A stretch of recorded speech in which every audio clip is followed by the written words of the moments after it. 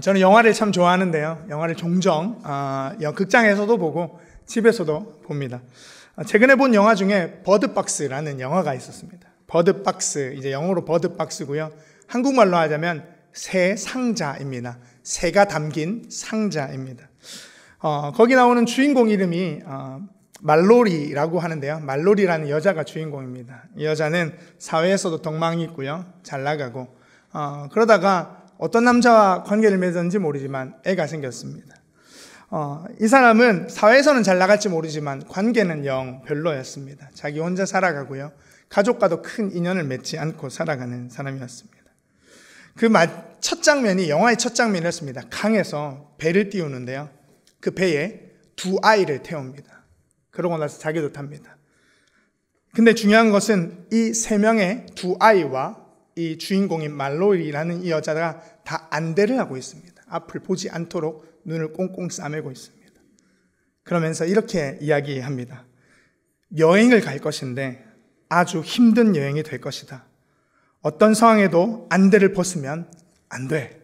라고 단호하게 한 5살, 7살 돼 보이는 남자아이 한 명, 여자아이 한 명한테 얘기를 했습니다. 그러고서는 강을 따라 배를 타고 여행을 시작했습니다. 강을 따라 여행을 하려면 눈이 보여야 할 텐데 안대를 끼고 있습니다. 그 다음 장면이 5년 전으로 돌아갑니다. 5년 전으로 돌아와서 이 여자가 임신을 한 상태였습니다. 두 아이 중에 한 명을 낳았다는 얘기겠죠. 임신을 한 상태였는데 그 아이를 임신한 채로 살아가는데 이 아이에 대해서 별로 무관심합니다. 요즘은 아이에 대해서 태명도 짓고 그 아이에 대한 이런 기도 제목도 하고 저희 집 아이도 곧 태어나는데요. 그 태명이 총총입니다. 네. 네. 네, 총명하라고. 네. 그런 마음으로 지었는데요. 태명이고 이제 이름을 총총이라 할 수는 없겠죠. 이름이 김총총이면 좀 웃기지 않습니까? 네. 이름은 또 지을 겁니다. 나중에. 네, 태명이 그렇다는 거고요. 아이에 대해 관심이 많이 가졌죠. 근데 이 여성 말로이라는 이 주인공은 별로 관심이 없었습니다. 아이가 주차가 차가고 배가 불러와도 아이에 대한 별 관심이 없이 태어나면 어떻게 할지에 대한 별 관심이 전혀 없고 애정도 없었습니다. 그러던 한 날 병원에 갔다가 오는 길에 동생과 함께 병원에서 이렇게 나오는데 이상한 뉴스가 들리고 그리고 또 이상한 이렇게 행동을 하는 사람들이 보이기 시작했습니다. 사회적으로 뭔가 이상 증상이 일어나는데 그게 뭐냐면 어떤 사람들이 이렇게 야외를 보고 나면 그 사람들이 갑자기 조금 이제 이 영화가 조금은 잔인할 수 있는 영화인데요. 임신한 그 아이와 그리고 사람들이 이렇게 잔인한 부분들이 나오는데요. 사람들이 자살을 하는 겁니다. 어떠한 이제 사회 현상이 변했는지 모르겠지만 밖을 보고 나면 이렇게 하늘이나 밖을 보고 나면 갑자기 뭔가에 홀린 듯이 차에 뛰어들고 위에서 뛰어내리고 그리고 스스로 이제 머리를 박고 이렇게 해서 자결을 하는 모습들이 됩니다. 동생하고 차를 타고 가는데 사고가 일어나고 이러는 겁니다. 그러다가 운전을 하던 동생도 갑자기 뭔가를 본 것처럼 안 돼를 외치기 시작하고요. 그 동생이 운전을 제대로 하지 못하고 사고가 나게 되죠. 사고가 난 뒤에 이 말로이라는 여자와 그리고 동생은 차 밖으로 나오기 시작합니다. 간신히 목숨을 구했는데 그 동생은 뭔가에 홀린 듯이 지나가는 덤프트럭에 몸을 날려 자살을 합니다. 그런 사회 가운데에서 이 사람들이 혼란한 가운데 한 가정으로 말로이는 뛰어들고 그곳에 몇 명의 사람들이 모여서 생활합니다. 생활하면서 그곳에서 왜 이런 현상이 일어나는지 어떻게 이것들을 대처할 수 있는지에 대해 서로 막 이야기하는데 대처 방안은 딱 하나였습니다. 눈을 가리는 것, 보지 않는 것이었습니다. 보지 않고 세상을 살아가는 것 참 어려운 일입니다. 먹을 것이 그 모인 장소에 점점 떨어져 갈 때 또한 식료품 창고가 있는 곳으로 차를 운전해서 아무것도 보지 않고 내비게이션만 보고 운전해서 가는 일 등 그런 일들이 벌어집니다. 그래서 영화에 이제 점점 이 영화가 플롯이 왔다 갔다 하는데요. 전개가 왔다 갔다 합니다. 강을 내려가는 이야기가 계속 전개되고요. 중간에 다시 5년 전으로 돌아와서 5년 전의 이야기를 또 이렇게 막 합니다. 그 사이에 일어났던 일 중에 하나가 조금 전에 제가 강에 탄 사람이 말로이라는 주인공과 또 누가 탔다 했죠? 아이 2명이 탔다 했습니다. 한 명은 그 말로이가 낳은 이제 남자아이였고요. 한 명은 여자아이가 있었는데 그 여자아이는 다른 이제 이동을 하다가 그 집에서 다른 여자가 들어왔는데 임신한 여자가 그곳에서 아이를 낳고 죽었습니다. 그 사람도 밖을 보고 만 나머지 죽게 되었던 거죠. 그렇게 아이 둘을 데리고 전혀 애정도 없고 관심도 없던 아이들을 데리고 살겠노라고 눈을 가리고 강에 몸을 그리고 배를 타고 내려갑니다. 무전으로 이리저리 사람들과 연락을 하지만 연락이 닿지 않습니다. 내려가는 동안 무전이 한 군데 닿았는데 이곳으로 오시면 사람들이 모여있고 먹을거리도 충분하니 이곳으로 오라는, 강 끝을 향해 오라고 하는 무전이 닿았습니다.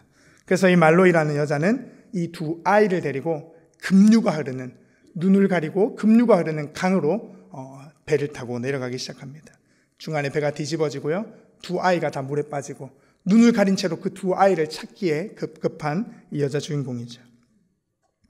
결론까지 얘기하면 너무 스포가 될 것 같은데 마지막은 이렇습니다. 이 두 아이와 그리고 이 말로이라는 여자가 결국 그 사람들이 많이 모여있는, 그래서 거기에 공동체 생활을 하고 있는 곳에 잘 도착해서 그곳에 안대를 풀고 거기에까지 가져온 새 상자가 있었습니다. 새 개를 담은 상자가 있었는데 그 안에 새 3마리가 있었는데요. 새가 3마리 있었는데 그 새를 풀어주면서 이야기가 끝이 납니다. 이 영화가 이야기하고 싶은 것은 다른 게 아닙니다. 세상 가운데에서 살아가는데 서로에 대한 관심이 없고 아무것도 자기 개인주의적으로 살아가는 이 사람들 속에서 한 여성, 말로이라는 이 여자는 사회적 계급도 지위도 높았지만 결국 자기만 알고 살아갔습니다. 이기적이라고 이야기하기보다 자기만 그냥 살았으면 되는 사람이었습니다. 그런데 이 말로이라는 여자가 주위 사람들과의 관계 속에 이런 어려운 상황들을 맞이하고 자기의 아이를 낳고 자기의 아이뿐만 아니라 다른 사람의 아이까지 짊어짐으로 인해서 관계를 형성하고 어떻게 하면 이 삶을 살아낼 수 있을까에 대한 처절한 몸부림이 담긴 영화입니다. 영화 제일 처음 그 로고에 이런 이야기가 적혀 있습니다. 살고 싶으면 눈을 뜨지 마라 라고 되어 있습니다. 중간에 좀 에피소드가 있는데요. 제가 잠깐 얘기 드리면 이 두 아이의 이름이 있습니다. 뭐라고 부르냐면, 이 말로이라는 여자가 뭐라고 부르냐면 그때까지도 이 마음문을 열지 않고 그냥 두 아이를 챙겨 다니는데요. 소년이라고 부르고요. 남자아이한테는 소녀라고 부릅니다. 이름을 지었는데요. 소년이라고 짓고 소녀라고 지었습니다. 영어로 boy 막 이렇게 부르고요. 여자아이한테는 girl 이렇게 부릅니다. 제가 남자 목소리로 불렀는데 여자 목소리로 그렇게 했겠죠. 네. 그러니까 어찌 보면 관계를 맺어가야 되는, 그래서 아이를 낳았지만 그 아이와 관계를 맺기 싫어하는 한 사람이 소년과 소녀라는 이름을 지어놓고 그 아이들을 책임지고 살아가는 거죠.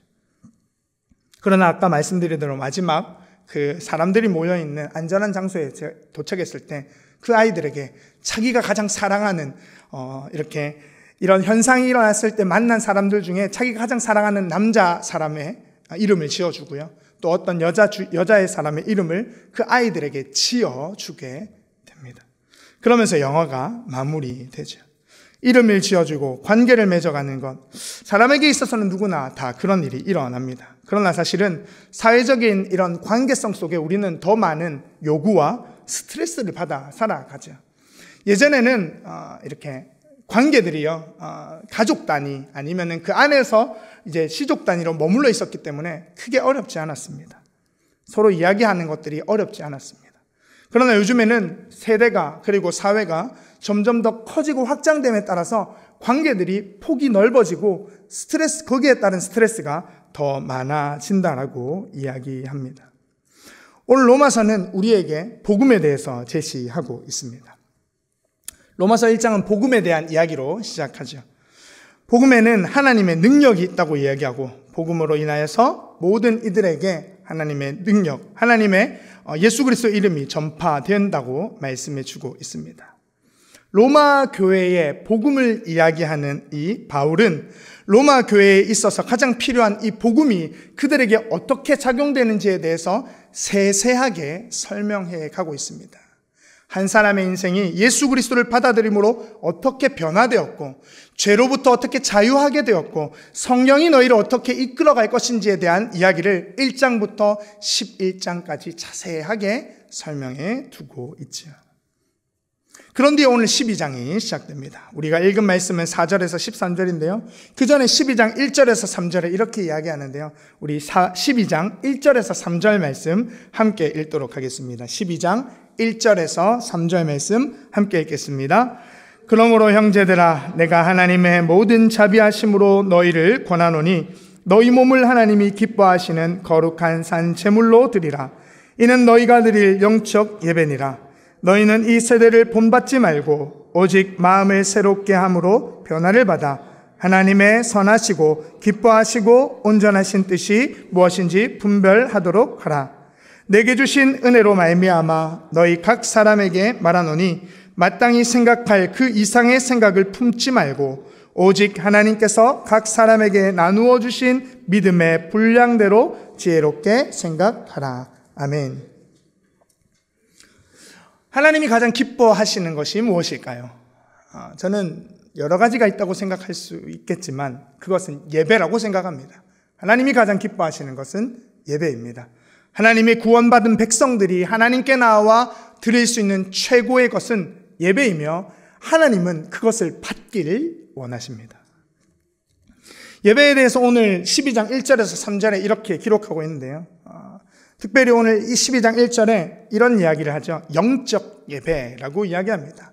여기서 영적 예배라는 것을 밑에 이렇게 번역을 다른 번역으로 이렇게 해놓은 걸 보면 영적이라는 것을 합당한이라고 번역해 두고 있습니다. 합당한, 올바른 예배를 이야기하는 것이죠.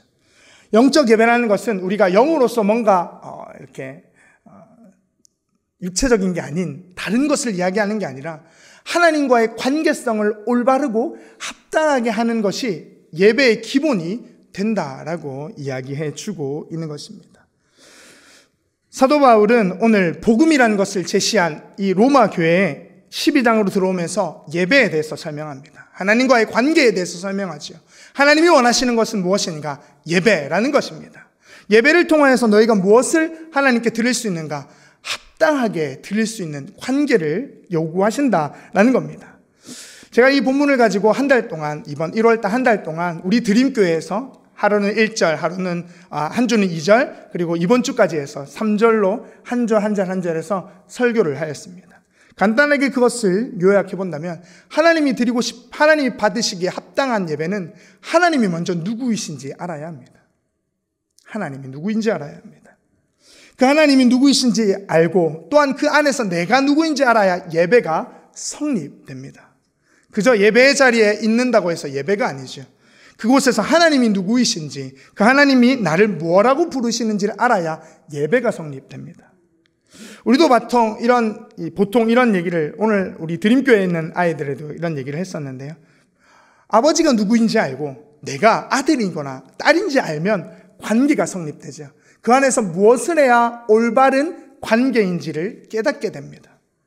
그것은 바로 그 하나님과 인간의 관계, 그 관계 속에서 진정으로 드려야 할 것이 무엇인지에 대해 오늘 이야기해 주고 있는 것이죠. 합당한 예배는 1절에서 이야기하는 합당한 예배는 몸을 드리라는 것입니다. 2절에서는 새로운 마음을 가지라는 것이고요. 3절에서는 생각하라라고 이야기합니다. 즉 하나님께서 먼저 몸을 가지고 하나님께 드리는 것, 예배 시간에 나와서 앉아있는 것, 그 예배 시간에 나와 앉아있는 것 그 자체가 예배인 것이죠. 몸이 오지 않으면 예배를 드릴 수 없습니다. 사람은 공간과 시간에 매여 있습니다. 우리가 저 멀리 있어서 하나님께 예배를 드린다라고, 그리고 또한 일하면서 난 예배를 드린다라고 하지만 결국 몸이 있지 않으면 예배 드릴 수 없는 것이 우리 인간입니다. 또한 그런 마음을 가지고, 그런 몸을 가지고 하나님께서는 우리의 마음을 원하신다라고 얘기합니다. 2절 말씀에 이렇게 이야기하죠. 너희는 이 세대를 본받지 말고 라고 하는 이 단어는 다른 말로 얘기하자면 따르지 말고라는 뜻을 가지고 있습니다. 즉 너희는 이 세대를 따르지 말라, 따라가지 말라. 너희가 진짜 원하고 하나님이 바라시는 합당한 예배가 무엇인지 그 예배를 바르게 인식하고 세대를 쫓지 말고 하나님이 요구하시는 것이 무엇인지 받아들이라라는 겁니다. 그렇기 때문에 제일 말미에 이렇게 이야기합니다. 하나님의 선하시고 기뻐하시고 온전하신 뜻이 무엇인지 분별하도록 하라. 분별하도록 하라라는 말을 다른 의미로 하면 기준을 삼아라, 기준을 세워라 라는 뜻을 가지고 있습니다. 즉 하나님의 기뻐하시고 온전하신 뜻이, 선하시고 기뻐하시고 온전하신 뜻이 어떠한 기준에 놓여 있는지 너희가 그것을 깨달아 이 세대를 따르지 말고 새 마음을 가지라. 그게 예배다라고 이야기해 주고 있는 것이죠. 그런데 3절로 넘어가죠. 그 말씀이 이렇게 이야기합니다. 내게 주신 은혜로 말미암아 너희 각 사람에게 말하노니 마땅히 생각할 그 이상을 생각을 품지 말고 오직 하나님께서 각 사람에게 나누어 주신 믿음의 분량대로 지혜롭게 생각하라고 합니다. 하나님을 믿는 것은 덮어놓고 믿는 것이 아닙니다. 하나님을 어떻게 따를 것인지, 우리가 예배를 어떻게 드릴 것인지, 하나님과의 나와의 관계성 속에 하나님을 어떻게 예배할 것인지 고민하고 생각하고, 나의 지금 놓여져 있는 상황과 현실 속에서 하나님을 어떻게 예배할 것인지 생각하고 또 그것을 따르라고 얘기합니다. 지혜롭게 생각하라는 것이죠. 하나님과의 관계성 속의 예배, 우리는 이까지 참 은혜롭고 좋습니다. 근데 그 다음에 좀 걸리는 이야기가 나옵니다. 오늘 우리가 읽은 말씀인데요, 4절, 5절 말씀 함께 읽도록 하겠습니다. 4절 그리고 5절 말씀 함께 읽겠습니다. 우리가 한 몸에 많은 지체를 가졌으나 모든 지체가 같은 기능을 가진 것이 아니니 이와 같이 우리 많은 사람이 그리스도 안에서 한 몸이 되어 서로 지체가 되었느니라. 아멘. 사도 바울이 복음을 가지고 쭉 세밀하게 한 사람이 어떻게 복음을 받아들이고 나왔는지에 대해서 이야기하고 나서 12장에 들어와 하나님과의 관계, 합당한 예배에 대해서 이야기한 뒤에 오늘 4절부터는 갑자기 몸에 대한 이야기, 교회 공동체에 대한 이야기를 다루고 있습니다.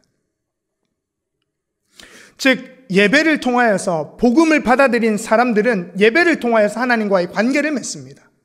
하나님과의 관계를 맺은 사람들이 모여서 드리는 것이 예배라는 것입니다. 개인적으로 예배 드릴 수 있습니다. 개인적으로도 만족할 수 있습니다. 그러나 오늘 바울은 교회 공동체가 함께 드리는 공동의 예배를 통하여서 너희가 그리스도의 몸이라는 것을 확인할 수 있다라는 겁니다. 떨어져서 때로는 나 혼자 만족함으로 예배 드릴 수 있겠지만 결코 그것이 예배를 통하여서 공동체를 이루어가지 못한다라는 겁니다. 5절의 말씀과 같이 이와 같이 우리 많은 사람이 그리스도 안에서 한 몸이 되어 서로 지체가 되었느니라. 그리스도 안에서 한 몸이 되었다라고 오늘 성경은 우리에게 말해 주고 있습니다. 곧 우리가 서로 예수 그리스도라는 그 예수 그리스도를 믿는 믿음과 복음 안에서 하나가 되었다라고 말씀해 주는 것이죠. 저도 몸을 가지고 있습니다. 좀 이렇게 보기에 좋지 않지만요. 네. 열심히 이제 또 날이 좀 따뜻해지면 노력해 보겠습니다. 네. 추워가지고요. 아멘. 네, 감사합니다. 네, 노력해 보겠습니다. 네. 제가 몸이 있죠. 네, 몸이 있고 각 지책을 가지고 있습니다. 손도 있고 발도 있고 심장도 있고요. 오장육부도 있고 다 있습니다. 근데 이 지시를 받는 건 어디로부터 지시를 받죠? 머리로부터 지시를 받습니다. 머리로부터 지시도 받지만 이 가슴으로부터 지시를 받는 것도 있죠. 쉽게 얘기하면 머리와 가슴이 움직여야 손발이 거기에 맞춰서 움직입니다. 이런 것들이 자연스럽게 움직이는 것, 자연스럽게 움직이도록 컨트롤하는 게 머리인데요. 교회의 머리는 예수 그리스도이십니다. 우리를 한 몸으로 부르신 예수 그리스도는 우리를 자연스럽게 만들어 가시기를 원하십니다. 제가 머리가 막 자기 마음대로 손하고 발하고 같이 이렇게 손을 하고 발하고 잡고 깽깽이 뛰어가 이런 모습을 보여드리면 어떨까요? 부자연스러운 것이죠. 발은 발대로 바닥을 디뎌가야 됩니다. 손은 손대로 앞뒤를 흔들면서 앞으로 걸어가야 이게 앞으로 걸어가는 직립보행이 가능해집니다. 즉 예수 그리스도라는 머리를 가진 교회는 각자 부름받은 역할과 직분과 직책들이 있고 그 안에서 해야 되는 역할들이 다 다릅니다. 다르다는 걸 인지하지 못하면 어느 순간 가르치기 시작하고요. 가르침이 좋은 의도에서 시작했다가 나중에 이게 성질이 나기 시작합니다. 왜 저 사람은 저걸 안 할까라는 마음이 들기 시작하죠. 나는 이렇게 열심히 하는데 왜 나를 도와주지 않는 걸까? 이런 마음이 들기 시작합니다. 그러나 잘 한번 생각해 보시길 바랍니다. 서로 도와줄 수 있습니다. 함께 할 수 있습니다. 그러나 서로 다르다는 걸 먼저 인식하지 못하면 교회 공동체가 성립되어지지 않습니다. 결국 우리에게 있어서 서로 다름을 인정하는 것이 끝이 아니라 우리의 머리가 누구라고요? 예수 그리스도라고요. 지시를 잘 받아야 합니다. 지령을 잘 받아서 손은 손의 일을, 발은 발의 일을, 가슴은 가슴의 일을, 그리고 또한 각자의 신체에 맞는 일을 잘 찾아 행해야 한다라는 것이죠. 그것들이 자연스럽게 이루어질 때 교회는 교회다움이 세워집니다. 오늘 사도 바울은 각 지체에 대해서 이런 여러 가지 이야기들을 하고 있는데요. 6절과 7절과 그리고 8절에 이렇게 이야기합니다. 제가 읽어보도록 하겠습니다. 우리에게 주신 은혜대로 받은 은사가 각각 다르니 혹 예언이면 믿음의 분수대로, 혹 섬기는 일이면 섬기는 일로, 혹 가르치는 자면 가르치는 일로, 혹 위로하는 자면 위로하는 일로, 구제하는 자는 성실함으로, 다스리는 자는 부지런함으로, 긍휼을 베푸는 자는 즐거움으로 할 것이니라. 아멘. 교회가 예수 그리스도를 머리로 유기적인 공동체로 움직여가는 것은 결코 누군가의 강압이 아닙니다.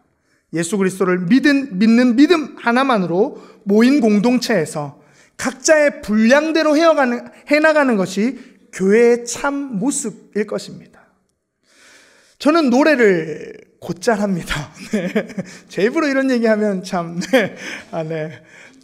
조금 합니다. 네. 그래서 저는 성가래를 세워주셔도 좋고, 또 찬양 인도를 해도 저는 부담이 없습니다. 근데 오늘 제가 사실은 급작스럽게 오상엽 전도사님에게 찬양 인도를 해보지 않겠냐라고 권유를 했습니다. 제 설교인데 미리 얘기를 못 해드리고, 원래 지난주에 얘기해드리려고 했는데, 지난주에도 한번 부탁드렸다가, 이제 박재민 전사님이 해주셔서 건너뛰고 이번 주에 하라고 얘기를 했어야 되는데 못하고 오늘에서야 해드렸습니다. 전사님은 굉장히 당혹스러워 했습니다. 왜냐하면 찬양 인도를 오늘 처음 해본다고 했습니다. 근데 잘하셨죠? 네. 종종 해도 되겠죠? 네. 오상혁 전사님 종종 부탁드리겠습니다. 네. 오상혁 전사님은 사실은 이제 찬양도 서툴고 또 인도하는 것도 처음이다 보니 이것이 어렵다라고 얘기했습니다. 어려운 것이 당연할 것이죠. 해본 적이 없고 또 자기가 그런 능력이 있는지 경험해 본 적이 없기 때문일 것입니다.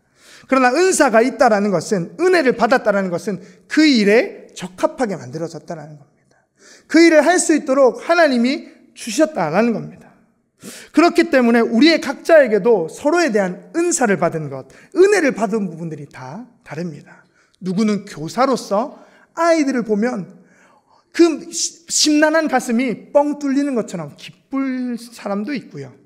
나는 주방에서 요리하면서 얼마나 행복한지 모른다라고 이야기하시는 분도 있을 겁니다.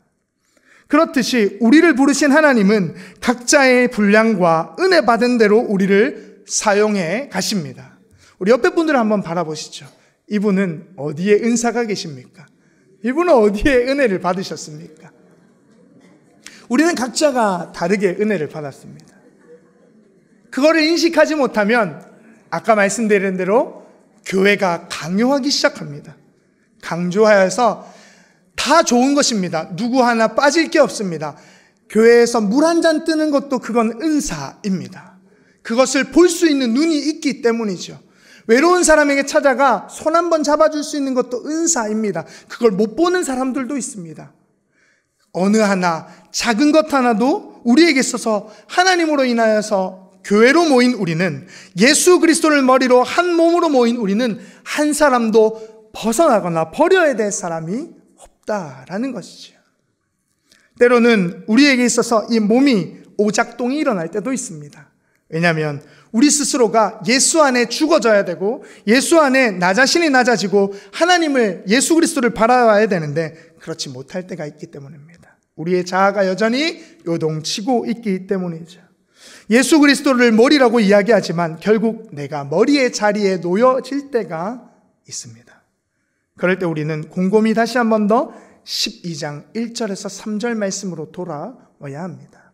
몸을 드리는 것, 마음을 드리는 것, 우리의 생각을 어디로 집중하여서 우리의 몸된 교회가 예수 그리스도로 어떻게 시작되었는지, 다시 한 번 더 앞으로 넘으면 1장으로 넘어와야 하겠죠.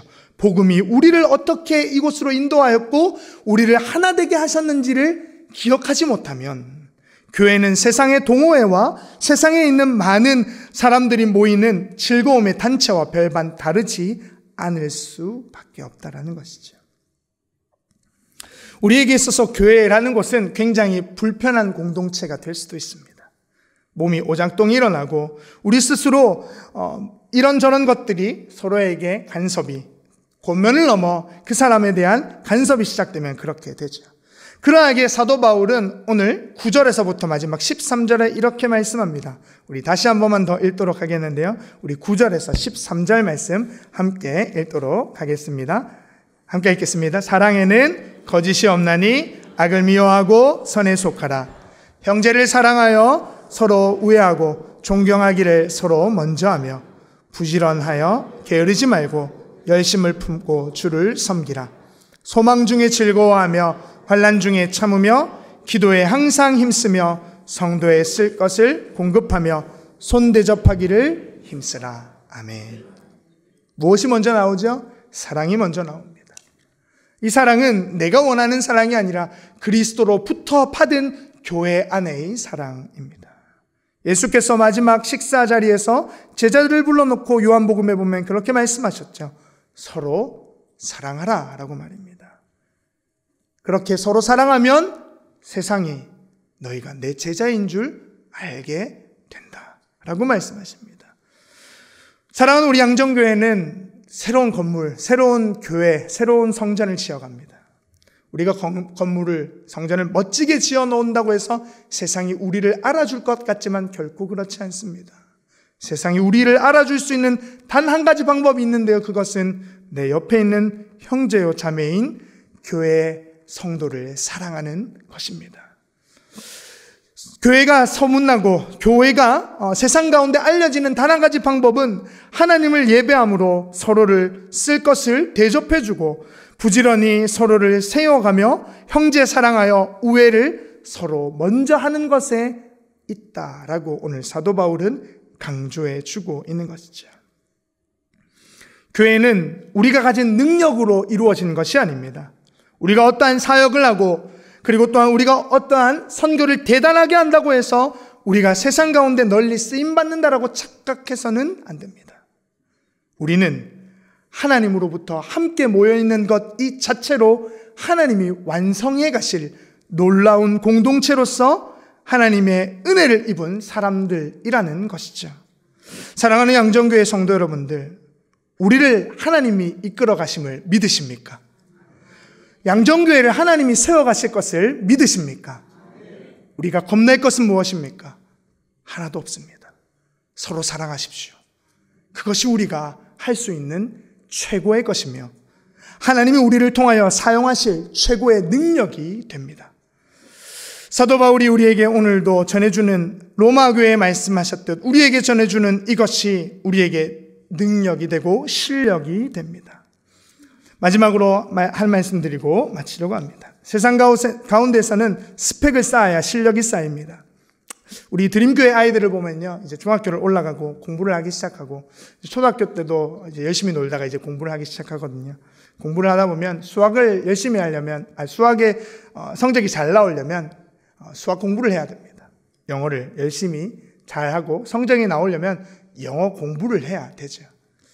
그러면 신앙인으로서 실력이 쌓이고 성적이 나오려면 어떻게 해야 될까요? 오늘 12장에서 말씀처럼 하나님께 예배해야 하고요, 서로를 사랑으로 지체되었음을 인정하고 품어주고 함께 나아가는 것이 우리에게 있어서 실력이 됩니다. 그리스도인에게 있어서 실력은 곧 하나님 앞에 서는 그날에 우리에게 드러나는 실력은 내 형제를 사랑했느냐 하지 않았느냐로 결판 날 것입니다.